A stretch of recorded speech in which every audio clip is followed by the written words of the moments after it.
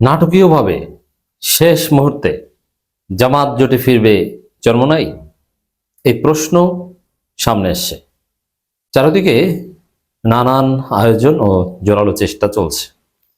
দর্শক, সাবেক মন্ত্রী, দ্যাট মিনস সাবেক উপদেষ্টা, এনসিপি নেতা আসিফ মাহমুদ সজীব ভুঁইয়া বলেছেন, ইসলামী আন্দোলন জোটে ফিরবে এই প্রত্যাশা করি। এর মানে জামাতেরও হাইকমান্ডের অনেকের সাথে আলাপ করে যেটা জানতে পেরেছি, তারাও এক্সপেক্ট করছেন যে চরমোনাই জোটে ফিরবে, এবং আসিফ মাহমুদও বলছেন চরমোনাই জোটে ফিরবে, সেই প্রত্যাশা। এখন প্রত্যাশা তো আর হওয়ার উপর ভিত্তি করে না, প্রত্যাশার কোনো ভিত্তি আছে, দ্যাট মিনস চেষ্টা চলছে, আয়োজন চলছে। আর চরমোনাইয়ের অনেকের সাথেও এরকম কথা হয়েছে, বিশেষ করে চরমোনাইয়ের ক্ষেত্রে যারা জোটের চেষ্টা করেছিলেন তারা কাদা ছোড়াছুড়িতে বিশ্বাস করেন না, এবং তারা আবার জোট হোক এটা তারা চান। একই সাথে সিগনিফিক্যান্ট পয়েন্ট, যে জোট ছাড়ার যে ঘোষণা, সেখানে কিন্তু পীর সাহেব চরমোনাই ছিলেন না, শায়েখে চরমোনাই ছিলেন না। এটা তাৎপর্যপূর্ণ, কারণ সরাসরি পীর সাহেব চরমোনাই কিংবা শায়েখে চরমোনাই জোট ছাড়া ঘোষণা দিলে সেখান থেকে ফিরে আসা কিছুটা হলো দৃষ্টিকটু। যদিও রাজনীতিতে শেষ কথা বলে কিছু নেই, রাজনীতিতে এক এক সময় এক এক কথা বলা যায়, সিদ্ধান্ত পরিবর্তন করা যায়। তো এই ক্ষেত্রে পীর সাহেব চরমোনাই এবং শায়েখে চরমোনাই সংবাদ সম্মেলনে উপস্থিত না থাকাটা আসলে তার একটা অপশন রেখে দিয়েছে, যে অন্য কোনোভাবে ভিন্ন উপায়ে নতুন কোনো সমঝোতা করা যায় কিনা জামাত জোটের সাথে। আমি যেটা আগে ব্যাখ্যা দিয়েছি, that could be Charmonai versus Jamaat led 10 party alliance. Charmonai তাদের একটা নিজস্ব সত্তা আলাদাভাবে রেখে একটা সমঝোতা করলো, কিন্তু চরমোনাইয়ের প্রার্থী অনেক জায়গায় থাকবে, কিন্তু মূলত সমঝোতা হবে 50 জায়গায়। আর কোথাও কোথাও তারা 70 পর্যন্ত টেনে টুনে নিবে আর কি। 50 জায়গায় যে জামাত দিয়েছে ওইটা রাখবে হয়তো, আর বাকি যে 20টা ওইটা ইন্ডিপেন্ডেন্ট নামে বা যেভাবে হোক বা নামকাওয়াস্ত কোনো না কোনো ভাবে একটু রেখে দিবে, তারা যাতে বলতে পারে যে না, আমরা তো 70 আসনই নির্বাচন করেছি।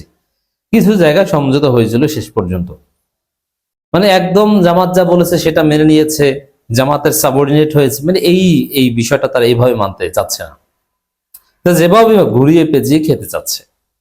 পরিস্থিতি সেদিকে যেতে পারে। তো আসিফ মাহমুদ যে প্রত্যাশা করেছেন, সাবেক একজন মন্ত্রী, একটা না কয়েকটা মন্ত্রণালয় চালিয়েছে, অত্যন্ত অভিজ্ঞ লোক, নতুন বাংলাদেশের সবচেয়ে অভিজ্ঞ লোকদের মধ্যে একজন।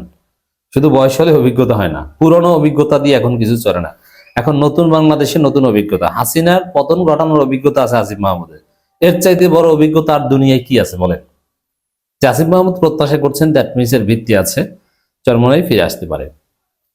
আমিরে জামাত ধৈর্য ধরার আহ্বান জানিয়েছেন। কেন ধৈর্য ধরার আহ্বান জানিয়েছেন? যে ধৈর্য ধরে আসতে পারে। এবং চরমোনাইয়ের জন্য যে 50টা সিট বরাদ্দ করা হয়েছিল, এখানেও একটা গুজব ছড়িয়ে পড়েছিল যে চরমোনাই যেহেতু নাই, এনসিপি কে 45টা দিতে হবে। না, আসিফ মাহমুদ এটা ক্লারিফাই করেছে, না 45টা না, আমরা 30-30ই।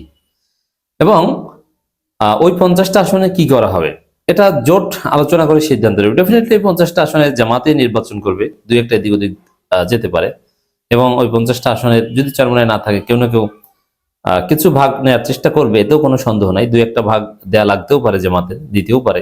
তবে চরমোনাই শেষ পর্যন্ত আসতে পারে বিভিন্ন উপায়ে, এই সম্ভাবনা এখনো রয়েছে।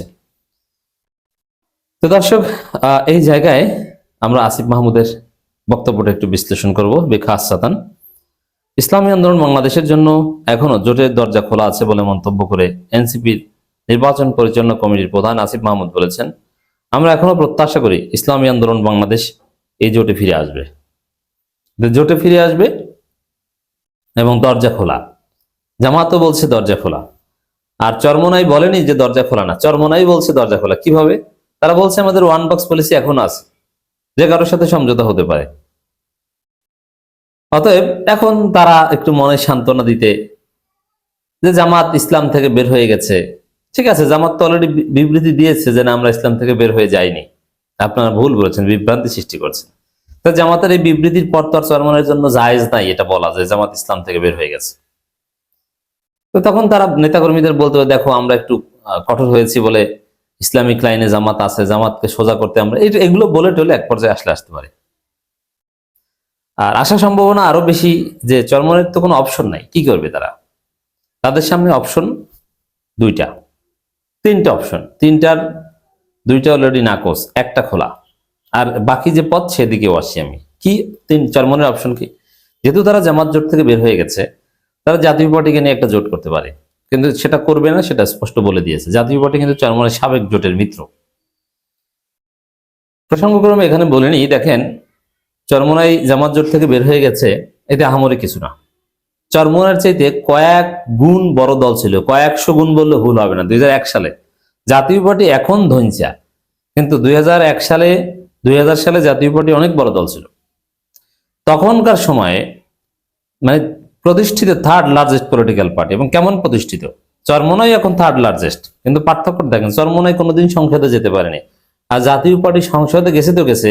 জাতীয় পার্টি প্রেসিডেন্ট ছিল, প্রধানমন্ত্রী ছিল, জাতীয় পার্টি ক্ষমতায় ছিল, সাবেক ক্ষমতাসীন, এবং দীর্ঘদিন 8 বছর ক্ষমতাসীন প্রায়।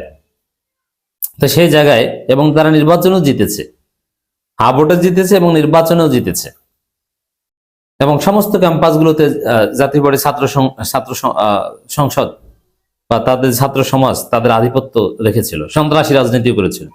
কিন্তু সেই অনুযায়ী চরমনাই তো কিছুই না। জাতীয় পার্টির মতো তখনকার সময় প্রচন্ড প্রতাপশালী দল, জামাতের চাইতে অনেক বেশি গুরুত্বপূর্ণ ছিল জাতীয় পার্টি তখন। জামাত ছিল ফোর্থ, জাতীয় পার্টি ছিল থার্ড। তো সেই জাতীয় পার্টি 2001 সালে বিএনপি জামাত জোট থেকে বের হয়ে গেছিল। তাতে কি বিএনপি জামাতের বিজয় ঠেকেছিল? তাতে বিএনপি জামাতের বিজয় ঠেকে থাকেনি, ঠিক তদ্রুপ এবার শেষ মুহূর্তে চরমনায় বের হয়ে গেলে জামাত জোটের বিজয় থেকে থাকবে না, বিজয় হবেই, তবে চরমনায় বিচ্ছিন্ন হয়ে যাবে। এখানে চরমনের একটা অপশন হচ্ছে জাতীয় পার্টির সাথে জোট করা, এটা তারা বলে দিয়েছে, এটা করবে না, কারণ এটা সরাসরি মাইক হবে এটা করতে গেলে, নাম্বার 1। দ্বিতীয় হচ্ছে বিএনপির সাথে জোট করা। এখন তারেক রহমান ফোন দিয়েছেন অমুক তমুক, এগুলো গুজব। আসলে বিএনপি তাদেরকে নেবে না, নেওয়ার রাস্তা নেই। বিএনপি নিজেরাই খেতে পারে না, যেমন এত গরিব যে নিজেরাই খেতে পারে না, আরেকজনকে কিভাবে খাওয়াবে? বিএনপির অবস্থা হচ্ছে এরকম। এরপরে হচ্ছে জামাত জোটে আসা, এটা হচ্ছে একমাত্র ওপেন অপশন। আর একটা হচ্ছে নির্বাচন বর্জন করা, বানচাল করা, যে পাতানো নির্বাচন। বিএনপি জামাত পাতানো নির্বাচন হচ্ছে, কারণ এই পাতানো নির্বাচন যে তারা জাতীয় সরকার গঠন করবে, ভাগ বাটোয়ারা করে খাবে, আমরা নির্বাচন করবো না, আওয়ামী লীগের সাথে তাল মিলিয়ে নির্বাচন বর্জন করা। এছাড়া চরমনের কোনো অপশন নেই। এখন এই সবগুলো একত্রে বিবেচনা করলে আসিফ মাহমুদ যে প্রত্যাশা করেছে, এবং আমি যেটা বারবার বলে আসছি, যে শেষ মুহূর্তে নাটকীয়ভাবে চরমনাই জোটে ফিরতে পারে, সে আশা আমরা ব্যক্ত করি। তো দর্শক সংবাদ সম্মেলনে আসিফ মাহমুদ বলেন, এনসিবি আসন সমঝোতা শুরু থেকেই 30টি আসনের বিষয়ে বলে আসছে, এখনো তাই রয়েছে। যেহেতু পরিস্থিতি পরিবর্তন এসেছে, তাই আসন বৃদ্ধির জন্য জোটের লিয়াজু কমিটিতে আলোচনা হবে। 30টি আসনে আছে আর কি, ওটা জামাত তো বলেছে যে আলোচনা। এখানে এনসিবি কে আর বেশি দেওয়ার কোনো সুযোগ আছে বলে মনে হয় না, এবি পার্টির 2-1টা বাড়তে পারে।